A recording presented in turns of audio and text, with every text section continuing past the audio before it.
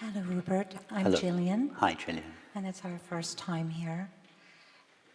As you began to answer this last question, I was envisioning that if I was a newborn child and the first things that I heard my mother or father speaking to me was this way you described.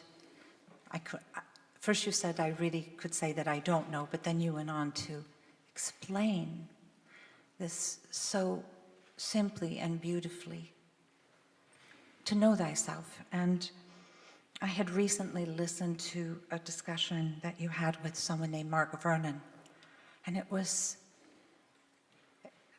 transformative to listen to the two of you speak about being ready. You said something about we're in this moment of a modernization, and he was both a psychologist and a strong Christian, and so he had a lot of duality, but also was a psychologist dealing with people's traumas and things. And I heard you say, we're ready. People are ready to have a direct path. And we sit in here and we hear the glimpse and we know it. But what happens if this that you are speaking about is told at 1 month, 2 months? This becomes the understanding of reality, and we then grow up maybe trying to figure out, maybe you said about the artist. Do we have these artists that see what's behind the art, and this is what they express, and they can't live in the world. But they can't live in the world because the world is organized in this opposite, yes, complicated way. So can we begin from this point? And still, I think you say awareness and aliveness, or I've heard this. We can first begin as awareness and learn aliveness, or creative play, or some of the ways that you say it, but the default is first to know thyself. Are we ready for this? I think I would like you to write that nursery rhyme, or for my grandchild. My child's 31 now, but this is known. This can be much simpler. We struggle to, you walk us forward, you walk us back, you walk us in, you walk us out, we walk in, we walk out. That just seems... Yes, I agree with you. I think our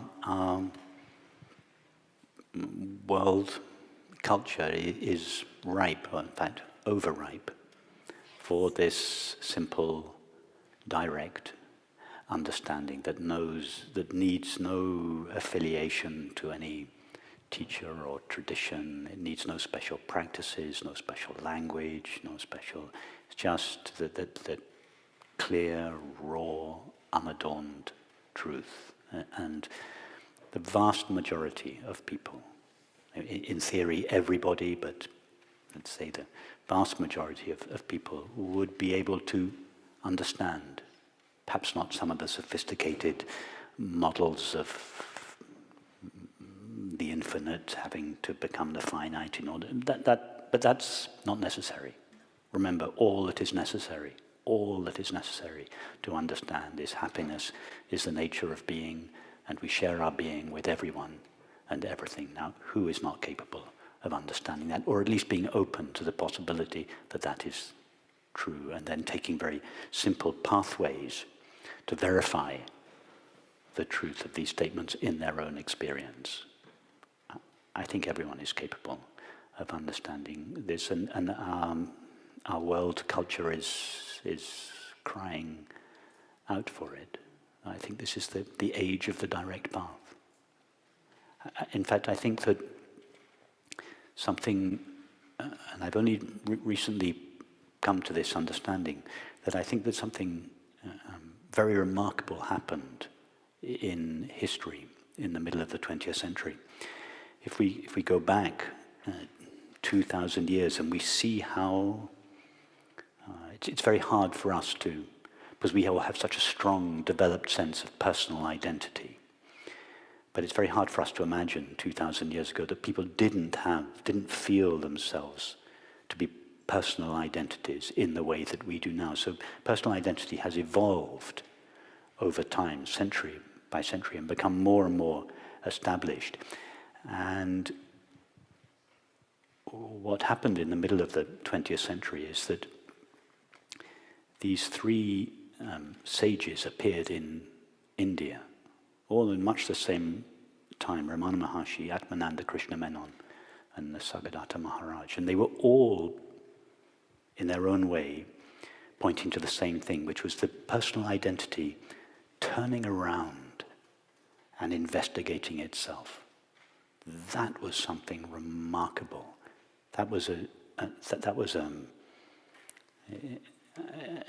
Historians in 200 or 300 years' time will look back on that event and will realize that something momentous happened then, when the personal self turned around and began to investigate itself, every bit as important as the discovery that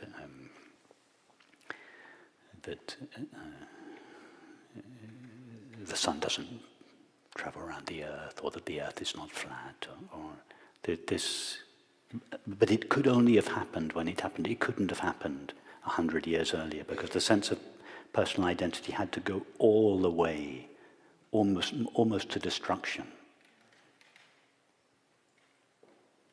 Remember, they appeared just after the Second World War, or just around the time of the Second War. So these two world wars had happened. That humanity had to go to the brink of destruction before these three people, almost within, I can't remember their dates, but same place, same time, all pointing to the same thing, this turning around of the self and investigation into itself. That was the initiation of a new era for, I think it was it was the initiating of a new era for humanity, a new possibility, where humanity had the possibility of being founded on something that was truer than personal identity.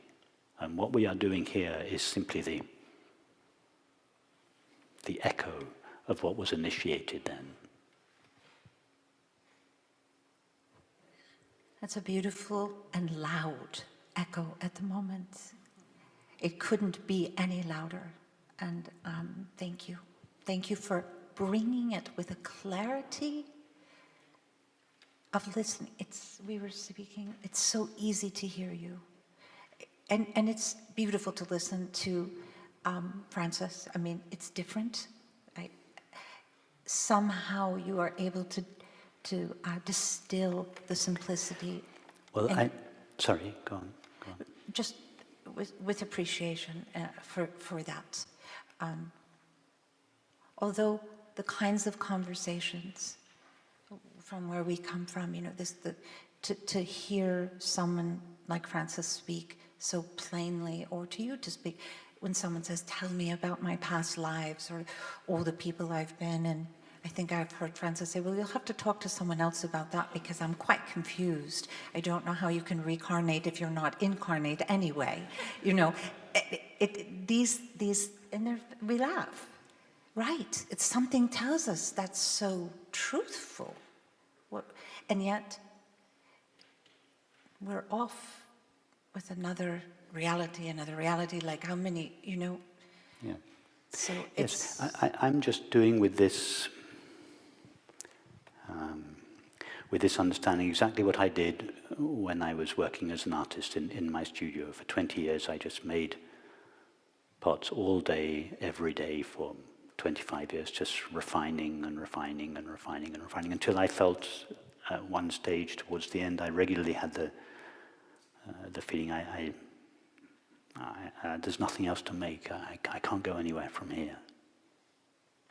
And so I'm just repeating the same process. I'm not manufacturing it. But I notice now that I have a bit of distance, now that I've been doing this for 12 years or so, I notice that I'm just going through the same process, just making the same bowls out of words over and over and over again.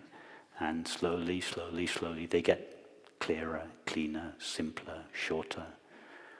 The meditations, there's more silence in between the words. Before it was lots of words and little silences. Now there's a little bit of words and longer silences. None of that's manufactured. It's just the way I notice it, just like those of you that have been around for a while.